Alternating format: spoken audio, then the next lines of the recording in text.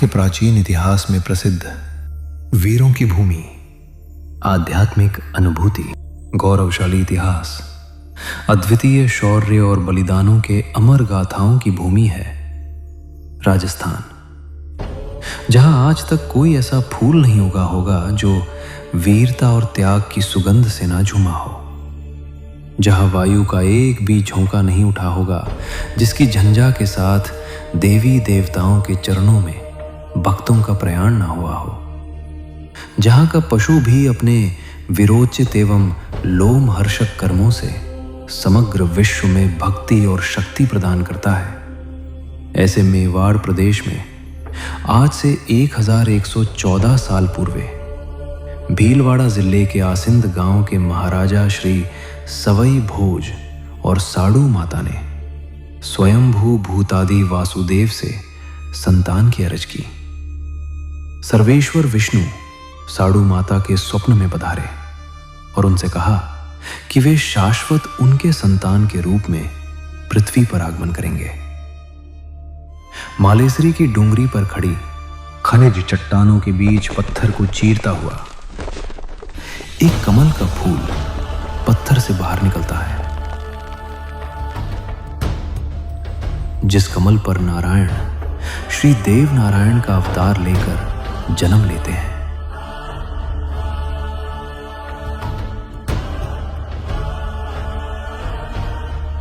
जब जब पृथ्वी पर अधर्म बढ़ेगा तो उसका विनाश कर पुनः धर्म की स्थापना करने श्री विष्णु अवतार लेकर अवश्य अवतरित होते रहेंगे। इसलिए श्री विष्णु श्री देव नारायण का अवतार लेकर कमल पर विराजमान होकर पृथ्वी पर पधारे थे। उन्होंने अपने जीवन काल में एक रूप द्वारा अनेक कार्यों में सिद्धि प्राप्त की। एक महायोद्धा से देव बनने तक के समय चक्र में उन्होंने कई दुर्दशाग्रस्त और जरूरतमंद लोगों की समस्याओं को दूर किया। दहशत के नाशक, शल्य के रक्षक और शांति के प्रतीक श्री देव नारायण प्रभु ने अपने समय के अंत में बरनागर की ओर प्रयाण किया। बरनागर की धर्मपरायण धारा पर उनका निर्वाण हुआ। एक परमात्मा जिनका जन्म किसी माता के कोख से नहीं हुआ था, उनकी मृत्यु भला कैसे संभव है? उनका निर्वाण वैकुंठ लोक सशरीर हुआ था, लेकिन जाने से पहले वे अपने भक्तों के लिए आशीष रूप से 4 ईंटों पर अपने हस्त अंकित कर उन ईंटों पर नीम की पाती की स्थापना करके निर्वाण गए। उस पुनीत दिन से समस्त मेवाड़ में पाती की प्रथा का आरंभ हुआ, जिससे श्री देव नारायण इंता वाला श्याम जी के नाम से प्रख्यात हो गए। आज भी कोई यात्रालु इस नीम की पाती की प्रथा से श्री देव नारायण के पास अपने जीवन की समस्या हेतु कोई प्रश्न लेकर आता है तो देवाधिदेव उन्हें बिना उत्तर के वापस नहीं भेजते हैं। स्वयं तो बरनागर से वैकुंठ लोक प्रस्थान कर गए, लेकिन अपने पीछे छोड़ गए एक ज्योत। वो ज्योत बरनागर से होकर भिन्न भिन्न प्रदेशों में प्रसारित हुई और आ पहुंची अमर्त्या गांव। उस ज्योत के आगमन से वहां श्री देव नारायण भगवान के मंदिर की स्थापना हुई। श्री जालवाला नाथ देव नारायण भैरू मंदिर।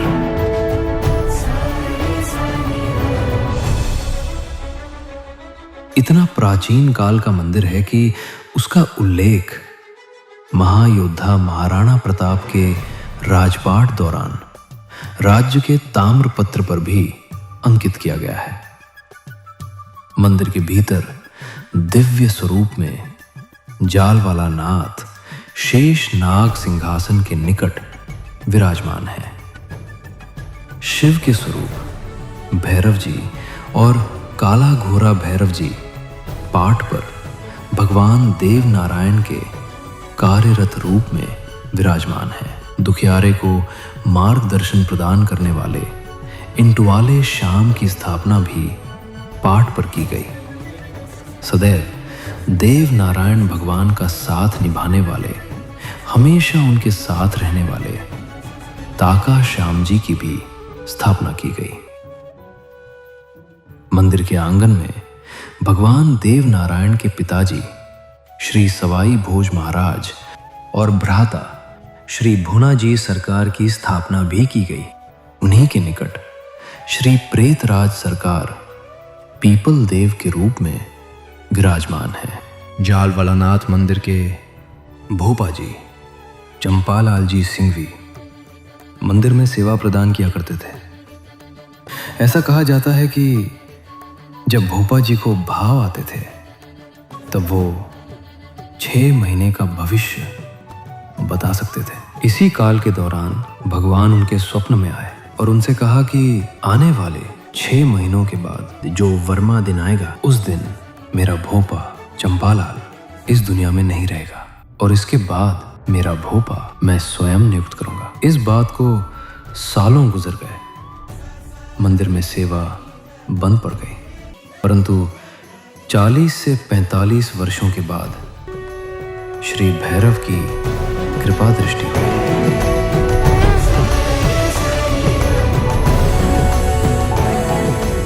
सोहनलाल जी मोहनबाई धींग के सुपुत्र श्री अशोक जी धींग को जालवाला नाथ ने स्वप्न में दर्शन दिए और बताया कि मंदिर में उनकी मूर्ति खंडित है एवं नई मूर्ति की प्रतिष्ठा अनिवार्य है।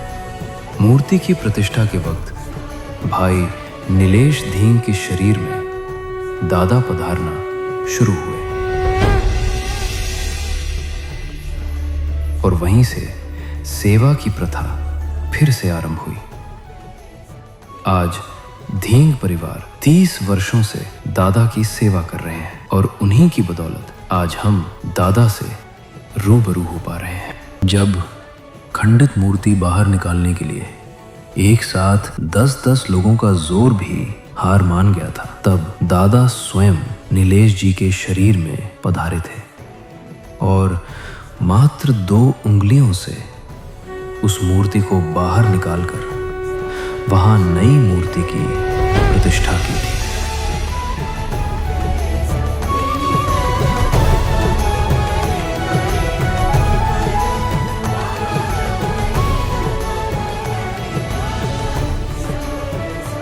ऐसे तो कई सफल पर्चे दादा ने अपने भक्तों के नजर किए हैं।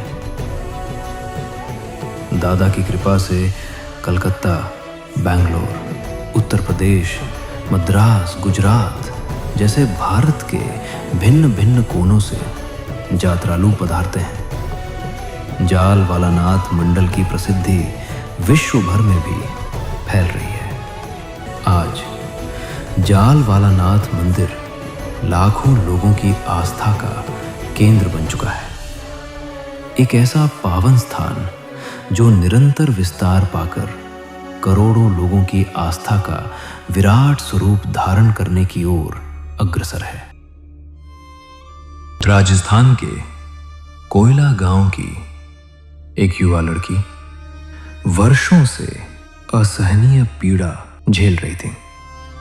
उसके पूरे शरीर पर 3-3 इंच तक के बड़े बड़े फोड़े हो गए थे। 23 साल से वो इस बीमारी से लड़ते लड़ते थक चुकी थी। हालत इतनी भयावह हो चुकी थी कि उन फोड़ों से पस बहने लगा था। दर्द और निराशा ने जैसे उसके जीवन को घेर लिया था। आखिरकार उम्मीद की एक किरण लेकर वो श्री जालवाला नाथ के दरबार में पहुंची। दादाजी ने उसकी स्थिति को समझा और उसे एक विशेष विधि बताई। लड़की ने श्रद्धा और विश्वास के साथ उस विधि का पालन किया और फिर आश्चर्यजनक रूप से मात्र 15 दिनों में ही उसके शरीर में अद्भुत परिवर्तन होने लगा। जो शरीर कभी घावों से भरा हुआ था वही अब फूल सा कोमल और स्वस्थ हो गया। फोड़े कब और कैसे गायब हो गए उसे खुद भी पता नहीं चला। वो 15 दिनों के बाद दरबार में दौड़ती हुई आई और उसकी कायाकल्प देखकर सब अचंभित रह गए। दादा की बैठक में नेत्रहीन को नजर प्रदान होती है।